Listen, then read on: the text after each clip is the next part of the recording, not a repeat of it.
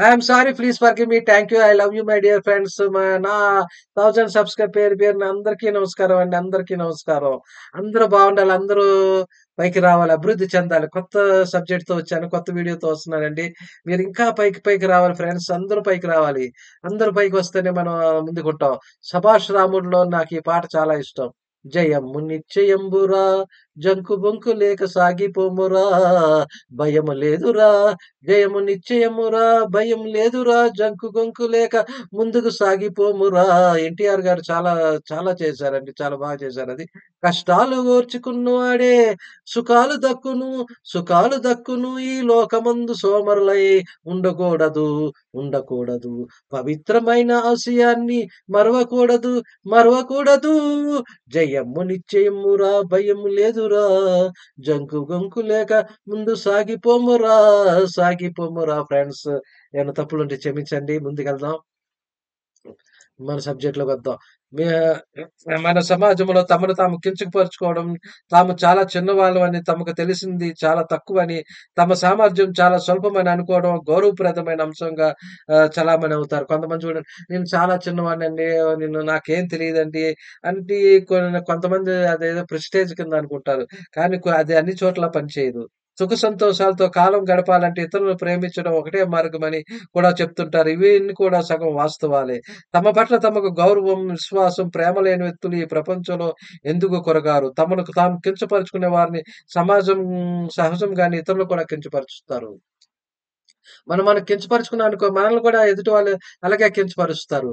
అలాగే friends, how did you start little your self? మన చిన్నప్పుడు మనం అనుకున్నాం గదా! మనల్ని చిన్న పెద్దవాళ్ళు మన మీద ముద్రలేసేస్తుంటారు. అలాగే "నువ్వు దేనికి పనికిరావురా, నీకది ఆ పని చేయటం రాదురా, నీవు ఇంటర్వ్యూలో సక్సెస్ అవ్వలేవురా, నువ్వు పైకి రాలేవురా."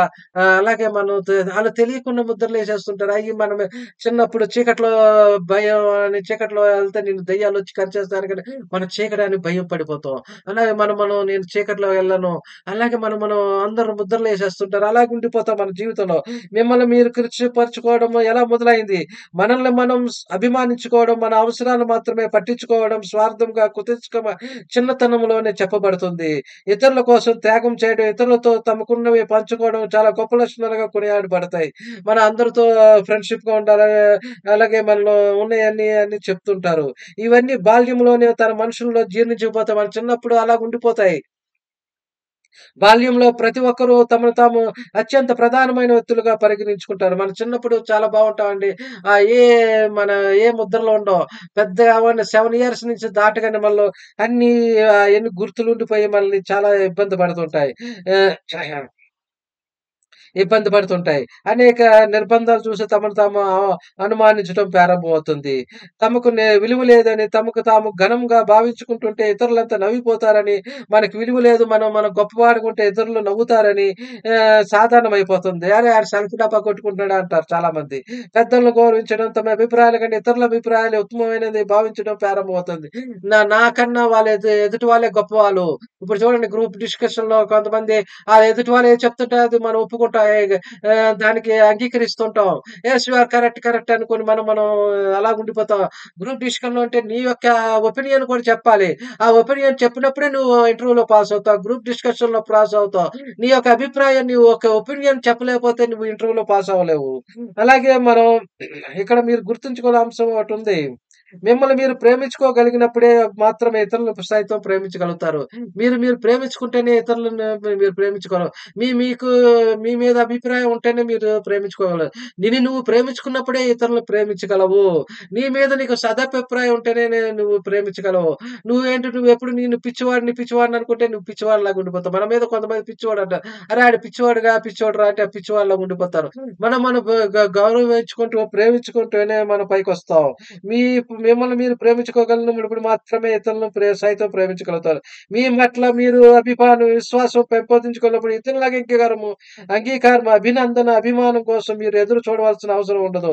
నన్నెప్పుడు ఎదుటి వాళ్ళు నన్ను ఆహ్, ఆహ్, మంచోడంటేనే నేను మంచోడిలాగా ఉంటాను.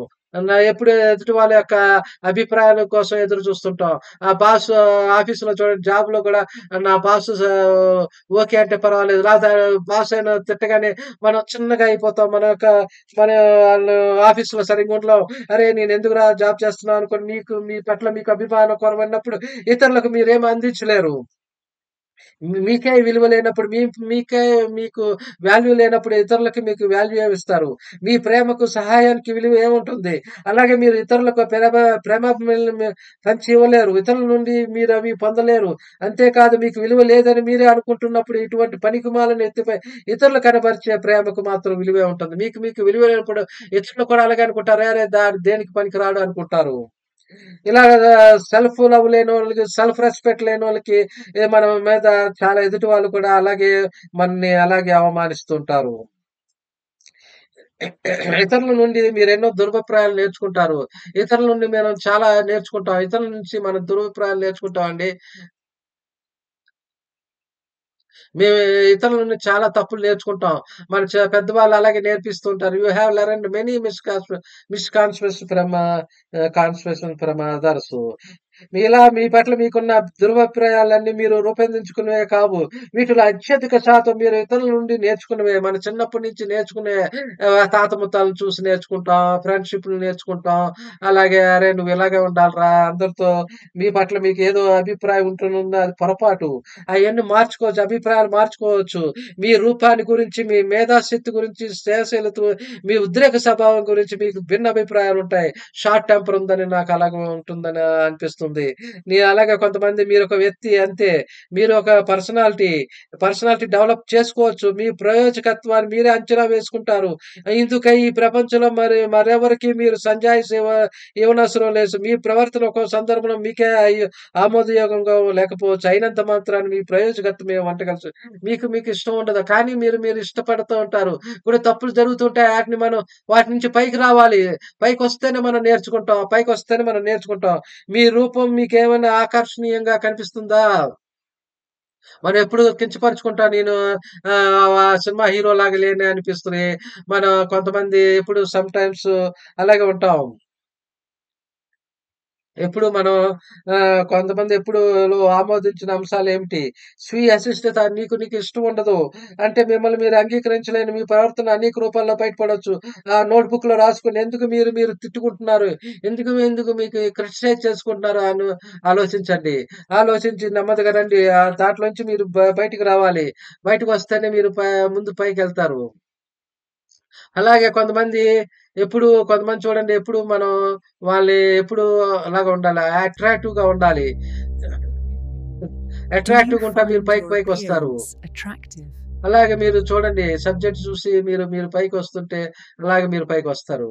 అలాగే చూడండి కొంతమంది అందంగా లేవని ఎప్పుడు వాళ్ళని వాళ్ళు అవమానించుకుంటారు. వాళ్ళని అవమానించుకుంటారు. వాళ్ళని మనం నెమ్మదిగా ముందుకు రావాలి. ముందుగా మీరు అసలు మీ రూపం పట్ల ఇష్టత కనపరుచుతున్నారా? మన సమాజంలో అత్యధిక శాతం మంది తాము అందంగా లేవని ఎప్పుడు బాధపడుతుంటాం. అరే! నాకు తెల్ల జుట్టొచ్చేసిందే, నా ఏంటి నేను పొట్టిగా ఉన్నానే, లావుగా ఉన్నానే అనుకుంటాం. ఇప్పుడు ఏదో ఒకటి మనం క్రిటిసైజ్ పొట్టుంటుంది. అలాగే మనలో తిట్టుకుంటూ ఉంటాం. నాకు స్టైల్‌గా లేనే, నేను ఇప్పుడు సినిమా హీరోలేనే, నా మొఖంలో మొటిమలొచ్చేసాయి. నా జుట్టెప్పుడు సరిగ్గా దువ్వుకోలేదే, మొఖం అంతా జిడ్డు కారిపోతుంది. గోళ్ళు సరిగ్గా తీసుకోలేదని, అలాగే స్త్రీలు కూడా ఆహ్, చీర నా చీర చీర చీరలు, శారీ బాగోలేదనుకోని, జుత్తు సరిగ్గా లేదని, నా రూపం సరిగ్గా లేదని మనం సినిమాల్లో చూస్తుంటాం కదా! హీరోయిన్స్‌ని మనం కించపరుచుకుంటూ ఉంటాం. అయన్నీ సరిదిద్దుకోవాలి. పైన రూపాన్ని మనం గుర్తుంచుకోవాలి. అలాగే మీ ప్రవర్తనను మీరు ఆమోదించలేకపోవచ్చు. కానీ మనం సరిదిద్దుకోవాలి. నాలో ఉన్న ఫాల్ట్స్ నేను సరిదిద్దుకుంటాను. నేను ముందుకెళ్తాను అని మీలో మీరు అనుకోవాలి. అప్పుడే మీరు ముందుకొస్తారు friends. Tip of the day affirmation I choose happiness. మీరు హ్యాపీగా ఉంటాను. ఈ గంట హ్యాపీగా ఉంటాను. ఈ క్షణం హ్యాపీగా ఉన్నాను. ఈ గంట హ్యాపీగా ఉన్నాను. ఈ రోజంతా హ్యాపీనెస్‌గా ఉన్నాను. సంతోషంగా, ఉల్లాసంగా ఉన్నాననుకోండి. మీలో ఆ మొహం అంతా వెల్లివిరుస్తుంది. మీలో ప్రకాశం పెరుగుతుంది. మీ ఒక అందం రెట్టింపు అవుతుంది ఫ్రెండ్స్. ఈ అంద మీరు హ్యాపీగా ఉన్నాను, సంతోషంగా ఉన్నాను అనుకోండి. అలాగే 1000 సబ్‌స్క్రైబర్స్ అందరికీ నమస్కారం అండి. అండి. పేరు పేరున అందరికీ నమస్కారం. సబ్స్క్రైబ్ చేయండి. థాంక్ యూ చెప్పండి. నాకు ఐకాన్ నొక్కండి ఫ్రెండ్స్ ఐకాన్ నొక్కండి. Thank you friends. Thank you. అందరికీ పేరు పేరున నమస్కారం అండి.